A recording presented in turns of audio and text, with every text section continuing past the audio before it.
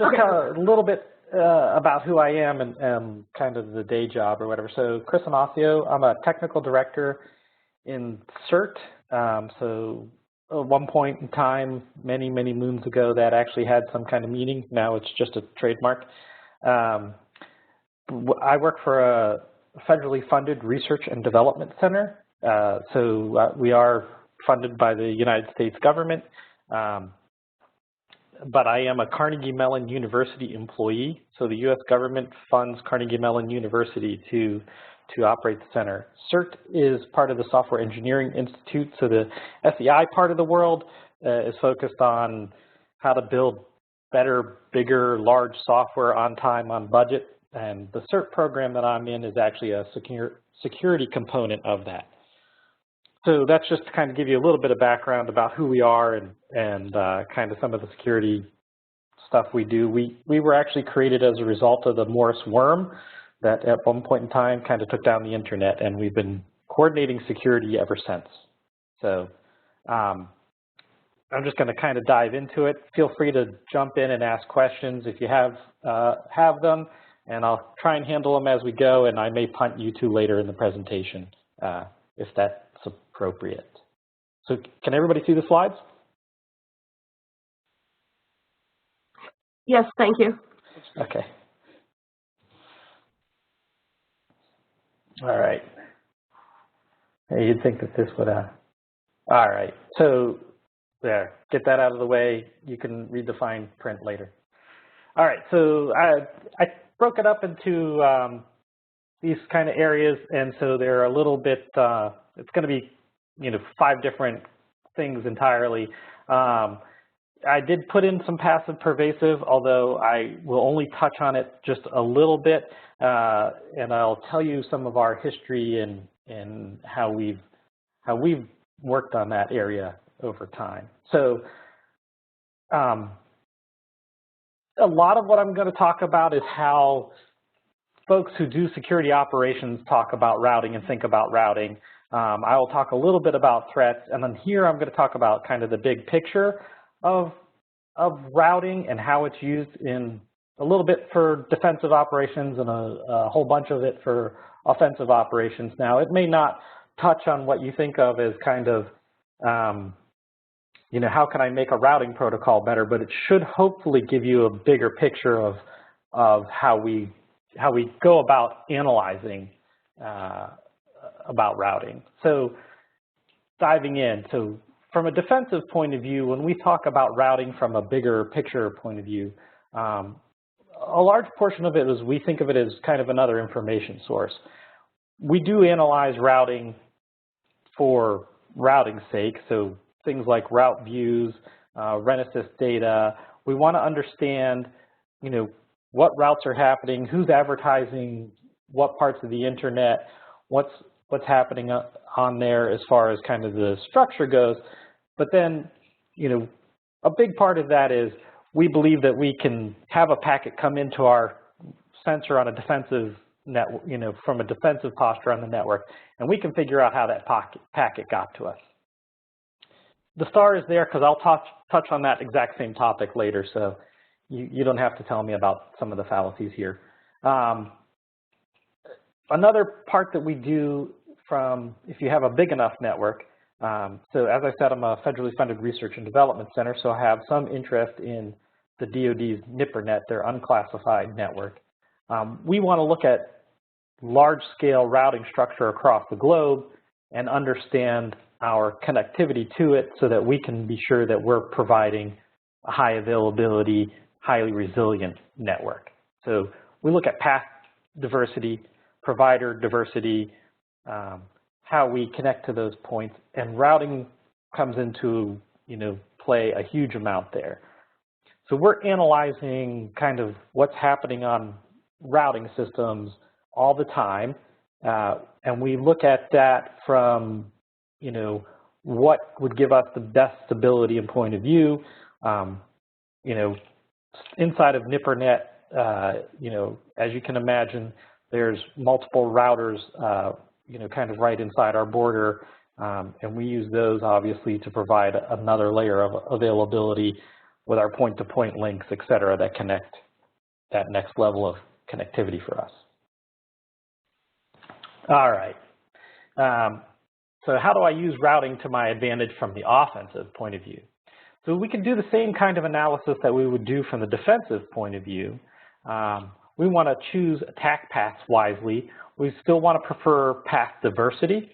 We're going to use things like route views the same way the defensive guys will to a point, except that we're going to choose paths that show a high level of variability. So going back to kind of what I just said was, we want to find stable paths. Here we want to find unstable paths. We want to find places where congestion kicks in and, routing may, decide to send packets along a different path and may vary a lot more significantly.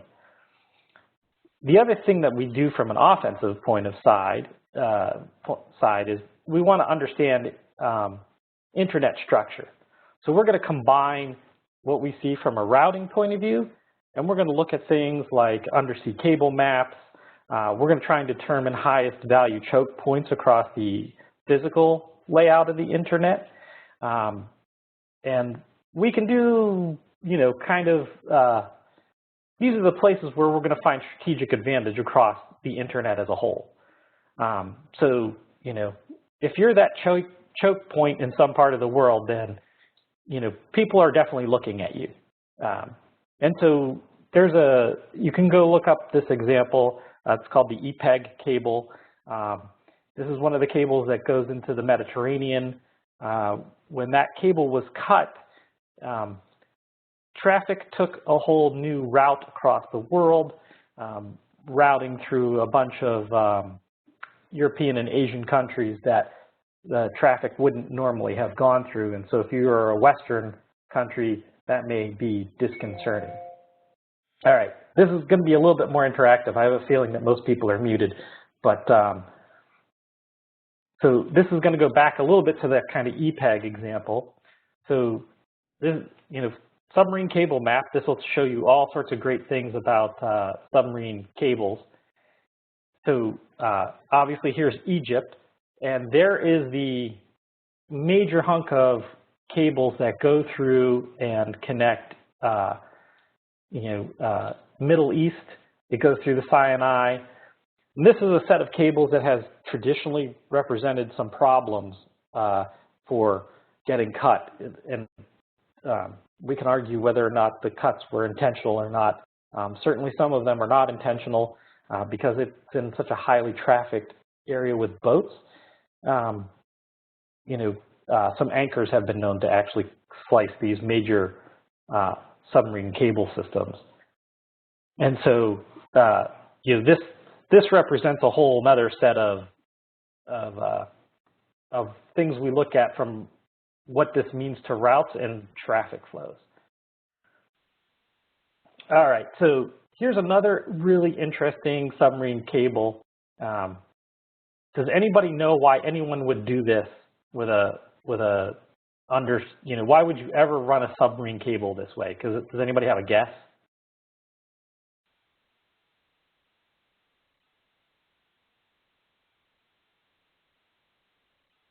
To avoid politically unstable areas. Yeah, that's pretty much it. It's because combination of politically unstable areas, lack of potentially friendly governments. If you're AT&T, NTT, Deutsche Telekom, the collaboration of countries that lays these cables. And so what you see is instead of actually having anything that transits continental Africa, we've laid cables around the continent and run it back into the continent. This creates a different set of things with routing, and it goes back to kind of some of the same topics I was just talking about, which is here you don't have to worry about necessarily if your traffic's going to be transiting an unfriendly entity. And you can see just the opposite of what's going on with the United States, which is, pretty much all of the big submarine cables that come to and from the United States, they rarely kind of touch back to the United States. If they do, it's more of a diversity of connectivity, but they're pretty much all really long haul to some other location. All right, now we go to the bane of your guys' existence and kind of a typical security analyst who's defending a network and what they kind of think of as for routing. The vast majority of guys who are manning defensive positions on networks, so you know your corporate security guy, probably not a routing expert. They probably do know how to use traceroute. They more likely than not think that routing, it probably looks a lot like how your LAN works. That, you know, it's fairly static. They don't have to worry about path congestion that much. Maintenance windows probably don't affect them too much. And ASNs were really put there just so that they could have some more information about where packets were coming from and who did it. So I'm going to walk a little bit through, you know, kind of what happens when an event gets detected on coming into net defense. So, you know, a network event occurs. The next slide gets a little more interesting for you guys. Obviously, the scariest one of these, and I'm not really going to touch on it, is an IDS outbound event. But anyway, IDS alert happens. We get the associated CVE. We look up OS type, version, patch level, all that kind of stuff for the internal IP address that's part of the event, and we check to see if it matches the CVE, the vulnerability information. We use our passive DNS information to see if we looked up that external IP address, i.e. did somebody actually mean to go to something that we think no person should ever visit. We're going to do fingerprint of the external OS if we can. We want to learn as much about it, you know, kind of background as we can. And here's where it gets kind of fun from the routing point of view. We're going to look up the ASN for the external IP address. Then we're going to use the ASN information to go get whois information so that we can look up that organizational info. We're going to say that this is who perpetrated the attack on our network. We're going to also say that we know now where in the world they're located, which are all very suspicious from a routing point of view, but the security guys are probably going to do that anyway. We might trace route to trace back to the packet source. It depends on security posture and policies. Some entities don't ever want to do another reach back out to a source to kind of indicate that they're looking into it. We're going to geolocate the IP address possibly, which is another fallacy. Geolocation works really well if you live in the 48 US states. If you buy that database, it works well in Europe if you buy the proper database. Rarely does it work very well if you kind of go in a more global place and kind of sites. And now just kind of for more completeness, we're going to check our internal IP checking, our tracking history. We're going to check the event type and internal IP addresses, and we're going to, you know, then we're going to decide whether or not a human is going to do it. So ASNs, the security folks are pretty sure that they were conveniently placed into the internet so that defense guys could do attribution. They're not actually useful for routing. You guys are mistaken from the routing side. It is used to determine potential badness of a part of the internet, and it might legitimately be used to find a bulletproof hosting.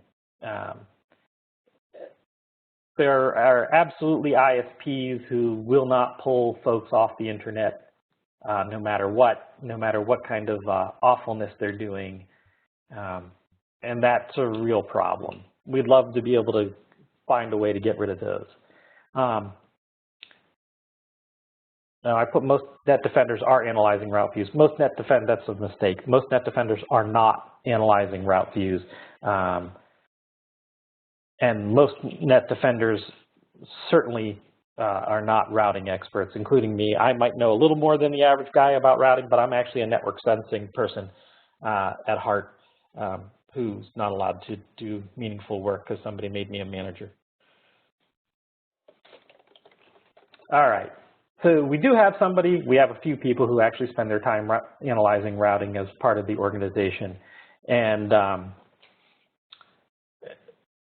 we still are saddened by this, right? So why does this keep happening? So in 2008, Pakistan hijacked YouTube in order to block it. 2010, China hijacks a pretty large portion of the internet, including NIPRNet for 15 minutes. In China's case, they actually can handle that amount of traffic and route it back out, which is an impressive statement unto itself. In February 2015 or 13, Belarus hijacks traffic from Mexico destined to the U.S. No one can figure out how that could be fat-fingered and why that would ever be a okay route to advertise. The secondary question to all of those is why do they get propagated, and why don't they get blocked as they come upstream? And so, one of our routing people, and this is kind of a general suggestion back out from security folks to routing folks, which is better adoption of best practices. So anti-spoofing measures should obviously always be in there. Max prefix filters from downstream partners. And the push that Rachel, in this case, would really like to do is kind of have the tier 1 global guys, enforce this down. I.e., they're going to, stop accepting updates and that kind of stuff that for entities that don't have their filters in place aren't, kind of doing, that kind of blocking. Take the responsibility from that level and kind of push it down. Obviously, there's a whole financial issue here, and that especially for the bulletproof hosters, how do they get online? And we'd love to be able to push some of those folks off. And unlike most security area folks, I will tell you should use the new, better protocols with security and all that kind of stuff. You should, but that's not really what I'm gonna pound out that much.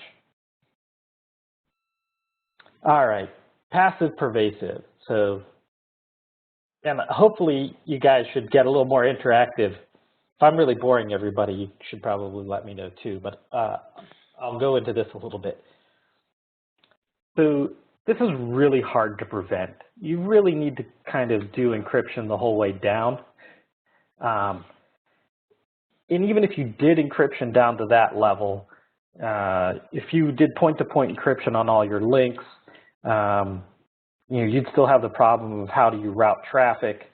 Bulk layer encryptors are kind of expensive and a pain to operate. If you want them to actually be reliable, you need to do key management and rotate your keys, especially if you put a bulk layer encryptor on a high volume link. The key will weaken relatively quickly with the amount of traffic you're sending through it, so you're going to have a whole global key management solution. That's a mess. You can ask the DVD people about how hard it is to keep a key secret if you're actually going to give the key to everyone so that they can decrypt things. It turns out it doesn't work out at all. And so, we have, so even if you, all of that, we really need a relatively small amount of data to grab. IP, another typo, transport, plus number of packets and bytes. That gets us an awful long way to understand what's going on. We can also store an amazing amount of that information. So we can store kind of the information about basic flows in under 15 bytes per record. So we can really capture a pretty in-depth amount of pervasive data, as long as you're willing to buy a few hard drives. So first order understanding of some, we can look at, an IP address from, A to B, look at the protocol and look at the ports, and we can kind of say, yeah, that's likely to be an SSH session. So we now know that somebody from this IP address, can log into, and if that's an entity, a home address, your cable provider, et cetera, if you have reliable geolocation, you can get some more information about where people are going to and from. You might be able to guess something about travel, et cetera, just from one flow. We can get more sophisticated with, if we have kind of the number of packets that went back and forth and the size of the packets, we can get some information about average packet size. We know something to the effect of if you're doing a file transfer, so if you're just doing source code check-in or secure file transfer, you're going to have big packets. You're not going to have much inter-packet delay. You can tell a lot of that. If we have inter-packet timing, we can actually tell how interactive of a session it might be. So if we don't actually need to know gaps between all the packets, just some statistics on that information will actually tell us that. So it gets a lot more complicated, so slightly harder exercise, and I'll let you guys kind of figure out if you can do this, but that is, if you know how FTP works, which I assume most of you do, can you track the FTP control session to the FTP file data transfer session? So there's a link. We have a tool called Silk, which captures flow records that you can analyze. There's a shameless plug to our handbook, but if you want to understand how to do passive pervasive analysis, that will tell you how a lot of the tools combine, and you can find a lot of stuff on how to put that stuff together. So if one knows the physical structure of the internet, and if you can get access to physical internet exchanges, and if you can find some good cable choke points, then this is potentially a really cheap and really effective. That means that if you use routing to understand how the internet is structured, and you use the physical information, you know all the right places to put things to get the biggest bang for the buck for that kind of surveillance. And it's Can I drop in a question either for now or later? No, go ahead. So we've had a discussion in this group in the past about whether it's even worthwhile to ubiquitously encrypt routing protocols to have confidentiality everywhere for routing. And I've advocated in the past that, it's really not worth it in particular because we've already got these looking glasses and things like that. And BGP in particular is a way of telling everybody what your routing is. So why do we want to encrypt it? I'd be interested in exploring that, or a little further, and say, anyway, that's it. Well, so I would, from a security point of view, from where I sit, that's a two-sided coin, and it goes back to the first part of the presentation. We absolutely use that kind of information from both a defensive and an offensive. I know it's used in an offensive point of view, and I know it's used in a defensive point of view.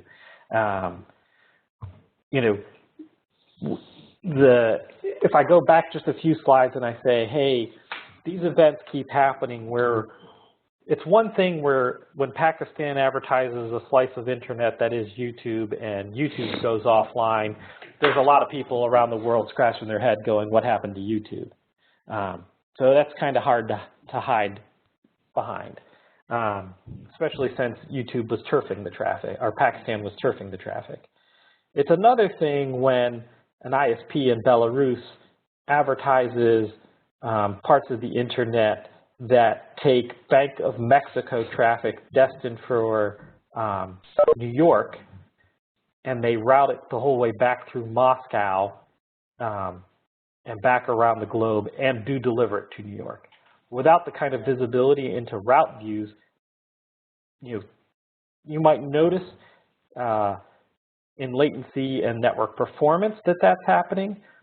But in the case of China doing something to that effect, if China took that information, it would hit a submarine cable, and probably they could turn that traffic around very quickly. It would be a few milliseconds, probably not detectable by the average. Right. User. Anybody looking at ping would notice it right away, but anybody not doing that probably wouldn't. Yeah, and people, in my experience at least, people don't sit there watching ping all the time, and a few milliseconds is, maybe that's just a buffer full on a router along the way. It happens. It's probably not going to set off an alarm. So two-sided coins, right? You may be protecting yourself somewhat against people being able to find those really nice spots on the internet where you want to, see what's going on if you can. On the flip side, you wouldn't necessarily be able to detect some of these events that you really don't want to happen. Tony here. So can I chime in? All extremely interesting. So first, if you go one view graph back, and since we're talking shameless plugins, but that's not for me. So there is something which is an excellent tool. It's even much older than Silk. I think it comes from one of the CERT founding members. It's called Argus, and that has been now deployed for a very long time, and it's basically doing this flow collection stuff. I was involved in all kind of auditing stuff. It wasn't necessarily for attacks, but it was to debug routing. And because, this kind of stuff like Silk or Argus, we're basically talking auditing rather than, encryption and trying to do something about security.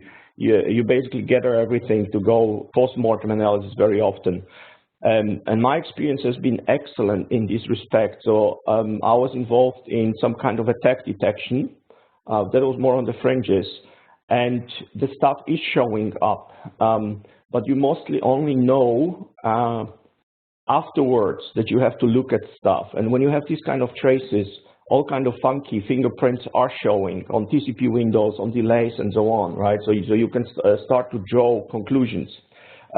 What I saw this stuff, however, being used very successfully for was to trace down very problematic routing occurrences, which were happening very, very seldom and very hard to detect. And they were caused by all kind of weird stuff, deployment stuff, but also subtle bugs on protocols between vendors. And you literally can have, this SE sitting there for hours watching for the stuff, and it's the boiling pot, never happens, right? Whereas if you have these huge audits, it needs massive amount of computer power, which I was doing this stuff early 2000, which wasn't available. Now with the data centers, I can imagine the game can be shifted. But it is absolutely doable, and it is actually surprising how useful this kind of perfect auditing is compared to all these, secure meshes and encryptions and whatever not. So that's it, just chiming in from experience. Yeah, so the person who writes Argus is Carter Bullard. The company is Quotient. The link I gave you is actually a PDF book that tells you how to use the Silk tools to do analysis. There's a bunch of really good tools out there for that kind of analysis. And one of the great things about the kind of analysis that we're talking about here and what's passive pervasive is you can put in as much security at the application layer as you want. That's not really what we focus on. We really focus on the metadata tracing of those events. So, as much TLS as you want to put in there, we can still see the connection graphs. We can still look through that. And yeah, computing power is absolutely changing the game and how fast we can kind of look at, the Department of Homeland Security in the United States monitors all of the United States government kind of everything that ends in .gov at the federal level. They collect 70 billion plus flow records a day, and you do need some computing power to go through it. But you see, there's two things. A, it's an amazing network telescope. You see an amazing swath of the internet connecting one way or another to these addresses, and you can see a lot of different protocol activity. And so, it becomes that it's really hard to mitigate. I mean, all the application layer, crypto, and that kind of stuff isn't going to get it done. So from a passive pervasive point of view,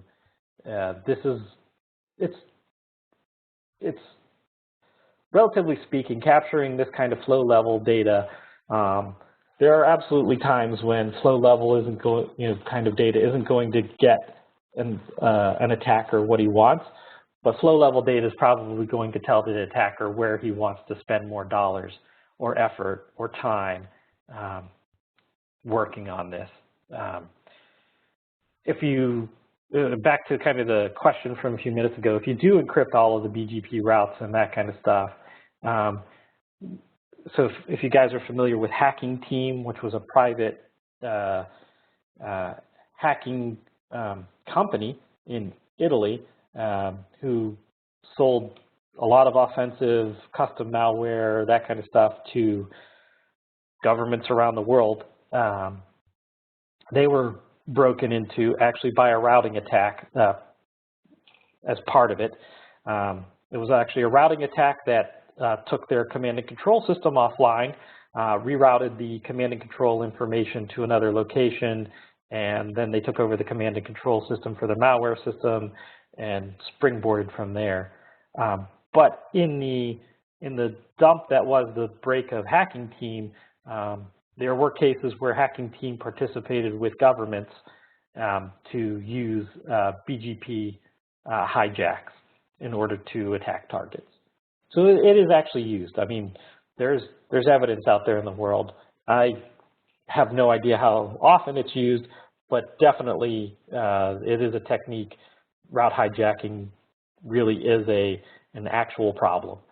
Yeah, so let me follow up a little bit. I see that Jeff Haas commented something similar in the chat window. So what I was getting at specifically wasn't end-to-end authenticity and integrity of BGP routes.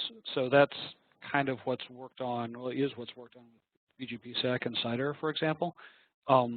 But it's been suggested that we should just ubiquitously run BGP over some transport that's got confidentiality. No, I understand that, and okay. It goes back to that original comment of if that does happen. Look, a lot of security, and I think it was Tony commented, is retrospective analysis. Is that we capture this stuff, from a security point of view.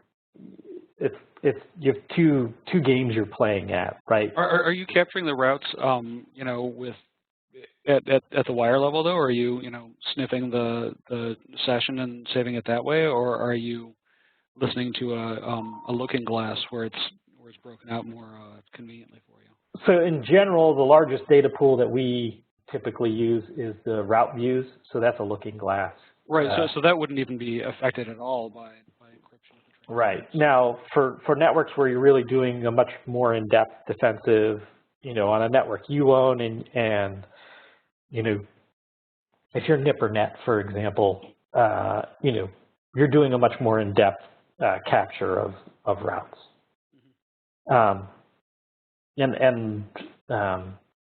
I'll share some more when we're offline on well, I have to kind of let that cat out of the bag. So NIPRNet actually does advertise some, or has in the past, advertised some blocks that are near it. So it's upped its sitter size in certain cases in order to alleviate forwarding table pressure. And it actually backhauls traffic because they're really generous to the world, apparently. you know, yeah. So they actually advertise other people's ASNs, or it's kind of a known. It's not that big of a secret, really. You know, so there are cases where they do it out of, you know, where it's done simply because of you know, other practical reasons, right? And it's how do you see those kinds of things, capture those kinds of things? Maybe that's a really big problem for people. Maybe it's not. In this case, it turns out, I can't remember what the ASNs were, but those entities really didn't care. So yeah, I mean, how do you capture that routing information? How do you find it? Those are good questions. Yeah, I mean, I don't mean to continue to hijack this, but I'll just, you know, one last thing is so far this conversation has not made me change my mind about what's useful or not to do ubiquitous encryption of. I still think it sounds like not really. Yeah, that's a philosophical question. I'm not sure there's an easy cut and dry answer.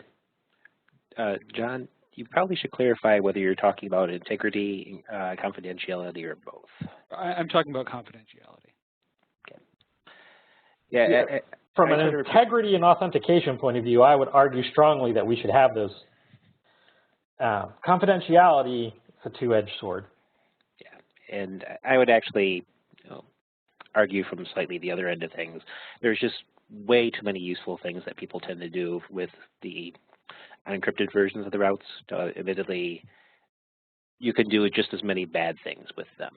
Yeah, that's kind of what I thought Chris was saying also, was that, you know, that he wanted to do useful things with the unencrypted too. Well, and I'm going to sort of channel Russ White for a minute here whenever the B2B security stuff tends to come up, which is hiding the stuff doesn't necessarily do a huge amount of good.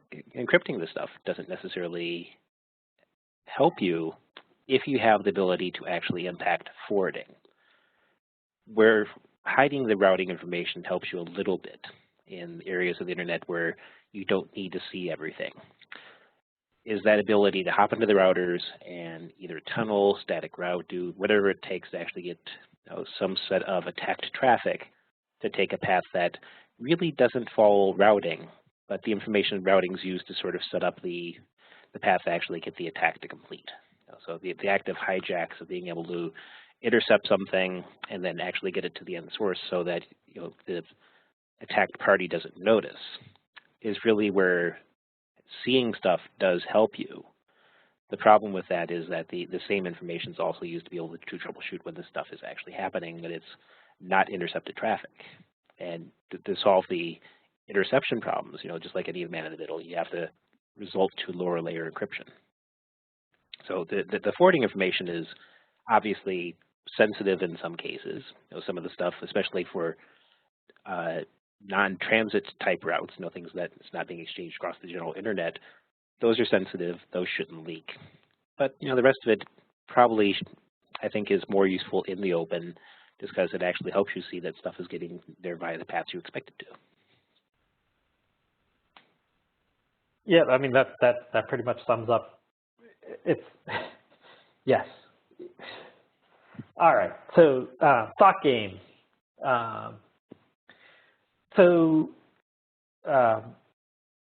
We have this wonderful Anycast mechanism.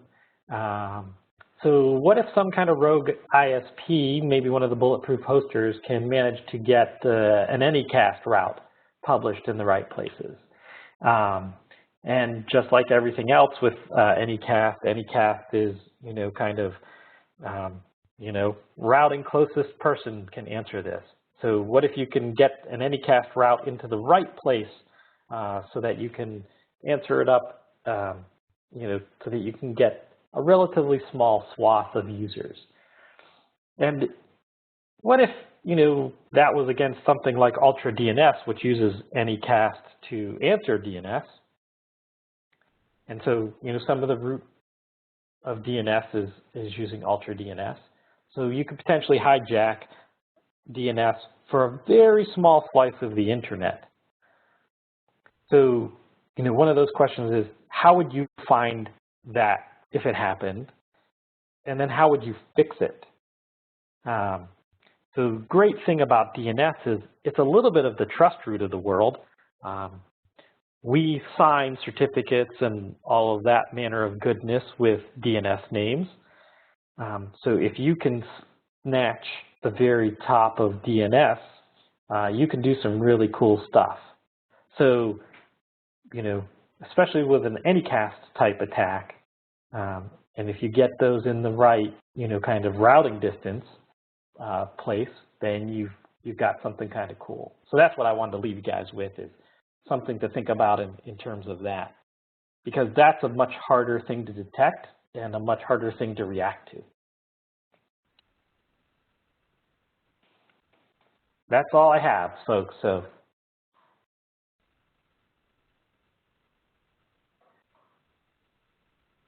Questions? Do you have any visibility to security practices within ISPs as distinct from between ISPs?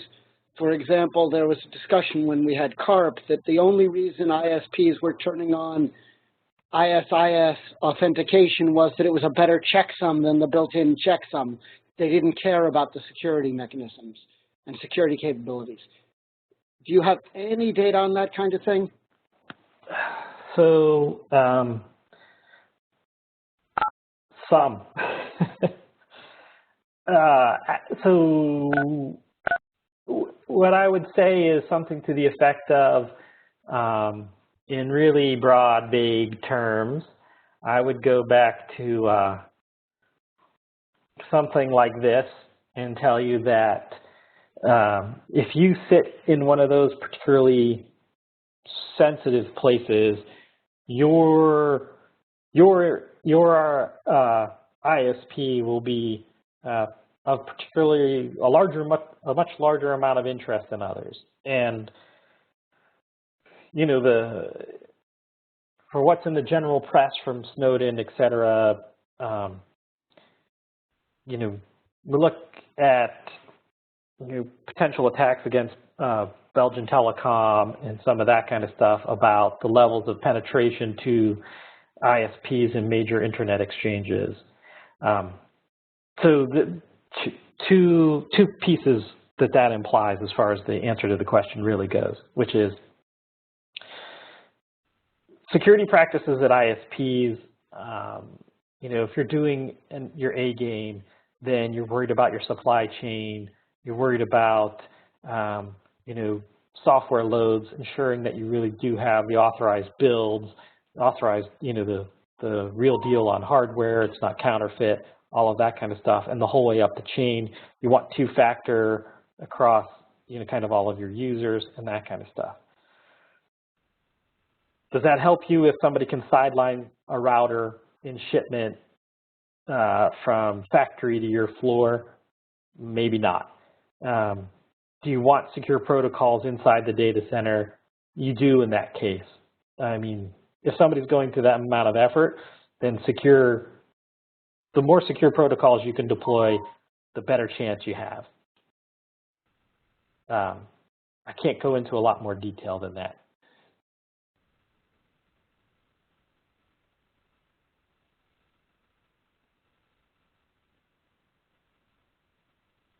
Okay, any other questions while we're still recording?